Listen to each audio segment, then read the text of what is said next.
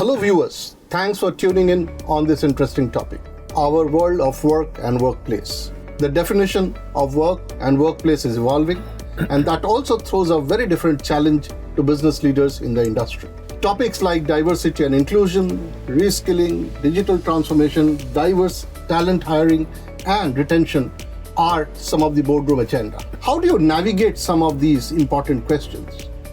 To discuss that, I have the august pleasure of hosting Mike, COO and CHRO of Hero MotoCorp, and my own colleague Anumeha, who helps clients navigate through some of these questions. Welcome both of you. Thank you so much. Thank you so much. So Mike, your industry of mobility is one which went through tremendous disruption over the last few years. Pandemic probably only fast forwarded, managing diverse workforce and everybody talking about digital transformation. What forces shaped up digital transformation in Hero MotoCorp to make it more unique? Well, I think you nailed every single transcend that we've been trying to deal with, the disruption. I had a whole list of things of disruptive, and I was also thinking about they're all headwinds, but they're not headwinds. They're actually massive opportunities for us at Hero MotoCorp, whether it be the EV, whether it be even the inflationary factors in the automotive industry right now have been so dramatic. We talked about digital transformation, and that's been an important factor actually for us in terms of how we can get to data faster, how we can actually start to look at our processes faster, and how we can actually get our people behind it. And one of the things I would stress is that it's not just about the processes and the technology that we're bringing in. One of the most important factors that we've been relentlessly pursuing, because our vision is to be the future of mobility, and we cannot do that without our people.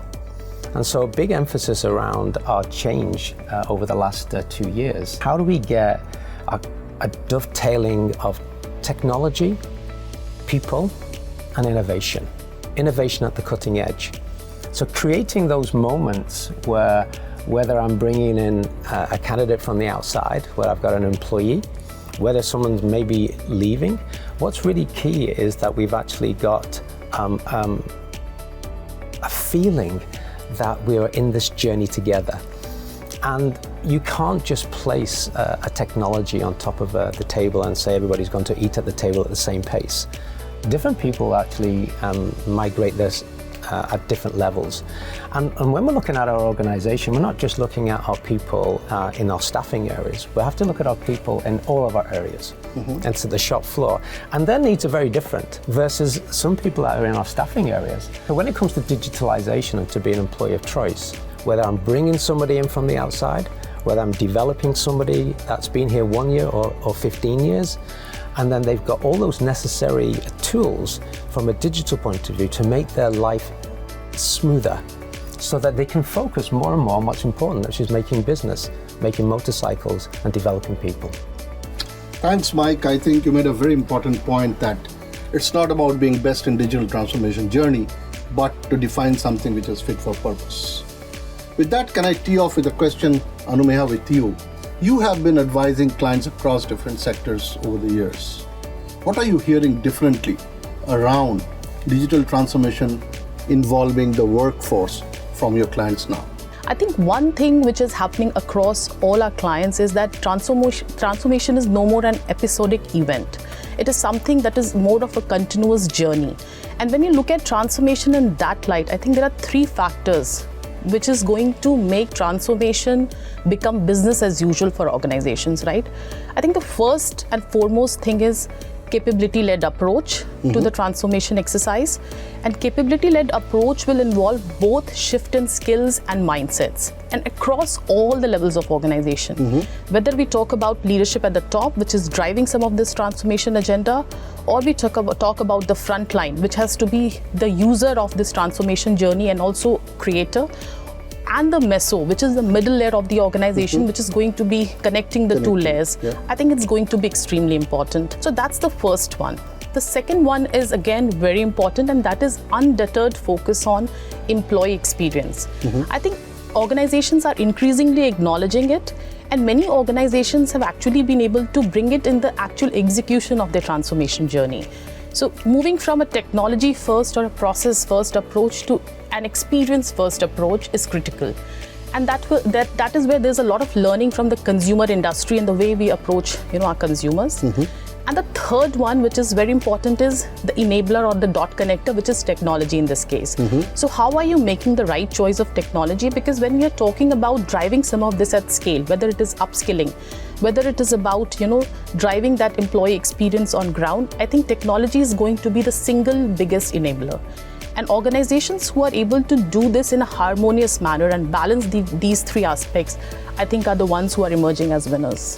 Thanks, Anumeha. I think you mentioned a very important point on employee experience. Mike, what stood differently for you post-pandemic in creating that future of work as a large organization, which is extremely diverse in nature? Hero MotoCorp, it wasn't about just how do we do our work better, how do we work even, because it was the only thing that we had to do to keep communications going.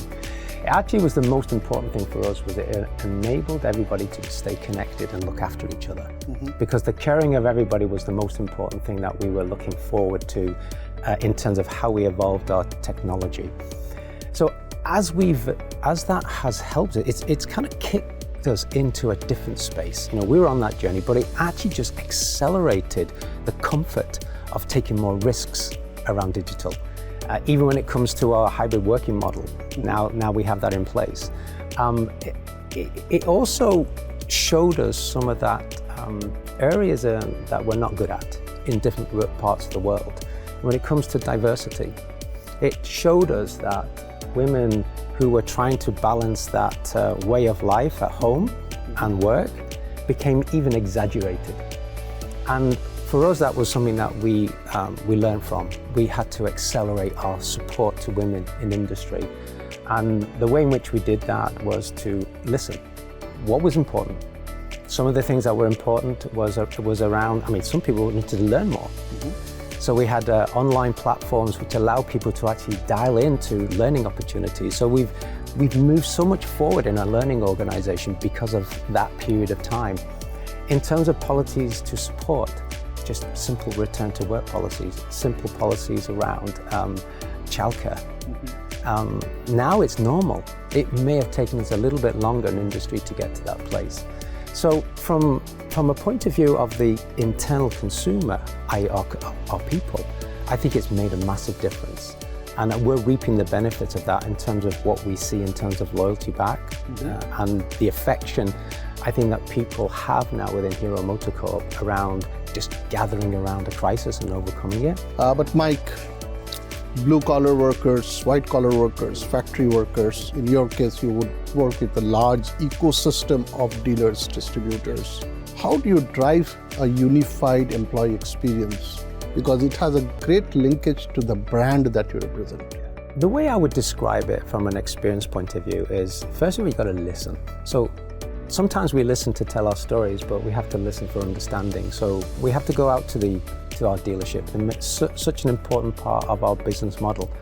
We have to listen to our suppliers. What are their issues? What are their challenges? And we also have to be thoughtful about what are we trying to achieve at Hero MotoCorp. Of course, it's about making business and it's about driving shareholder value, etc. But it's actually more than that for us. It's about sustainability, it's about diversity, and it's also about respect and trust. I mean, trust, made of trust is how we put our products out there. And it's important for us that all of our people in our ecosystem feel and see that, so communicating. So that experience for us right now is we communicate a lot. Very much recently, we've actually brought a whole new program called Hero Next. And Hero Next is about where we bring all of our operations, our supply team people together, and we reward great behaviors. So in terms of the experience that we're looking for all of our ecosystem, is that people have the best opportunity to be the very best version of themselves. Going all the way down to the people who are on the shop floor, what's important, they have to feel that they're making a difference. And even though their work is maybe, we could argue, very repetitive, if we can show our employees that they are making a vehicle that's going to be out there, owned by a doctor, his wife, and 2 children, and that we can bring that to them and say, this is what you're doing. You're making somebody's experience of when they take their vehicle from the showroom more than just putting parts together. So that's another piece of experience that we've got to do more. And are we there? Not yet. But that's the endeavor that we've got, that people know how important they are, whether you're at the chairman's side or whether you're actually an operator on the production line. Everybody has a key role to play. So Anumeha, I heard technology too many times in last few minutes, and technology in HR. What's your reflection on it? Why? So Soumik, if you look at technology, I think it's all pervasive. It's not just in our HR life or workplace life, but it is the way we interact with each other, right? That has also changed significantly. And if you look at some of the key technologies, the emerging ones, whether it is AI, whether it is metaverse, I think it has tremendous potential to change the way we look at the whole workforce transformation or people strategy. And not only technologies which are there in HR today, but also the technologies which are used by the consumer side of our business, or which is being used by the supply chain side of our business. I think there is immense potential to bring it in the workforce and the workplace field. Again, talking about the whole hire to retire cycle, and some moments back we spoke about the whole moments that matter to employees. Now, how do you tap into those moments that matter for employees? I think these technologies will have a huge role to play in terms of going really deep into each employee, and the way we create one view of customer, we will be able to create that one view of our employees as well, and what matters to them. Mike, maybe last couple of things, reflection from you. I wanted to ask you that, you mentioned something very important, that we are still learning as an organization, transformation is a journey. What were those 2-3 things done well with a sharp execution focus to stand out in this journey of yours? I think the first recognition is that we are not the best of the best, and that's a good recognition. In fact, we're happy to be partnering with PwC. We've decided to really look at the whole spectrum of prior to hiring all the way through to offboarding, look at all of our processes and see where we can do better. So that I think that's a recognition, that's a strength, that where you're not the best, go and find where the best is and see what you can replicate. I think the other thing which we've done very well is around innovation. We've used technology to ideate better.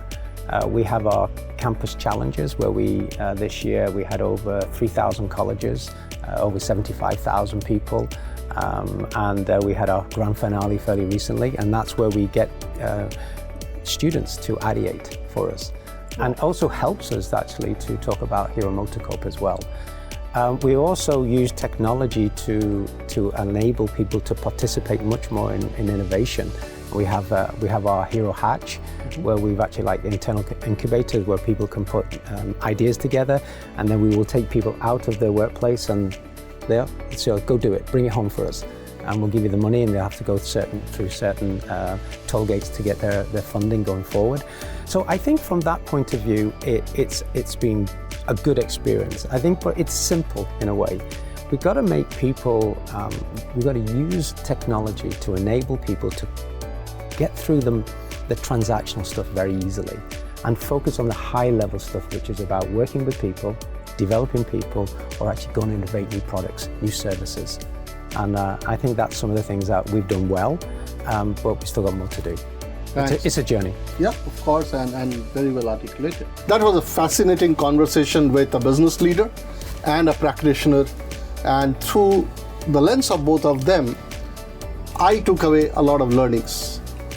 One, the workplace and the future of work, it will keep evolving. As we have businesses navigate different kind of challenges driven by outer forces, businesses will be challenged to do things differently. As practitioners, we need to help our clients navigate this journey to bring transformation to life. Digital transformation is not an end destination. It's a journey. It will evolve. We need to bring the ecosystem in to learn, listen, and implement what is made fit for purpose. Thank you for tuning in.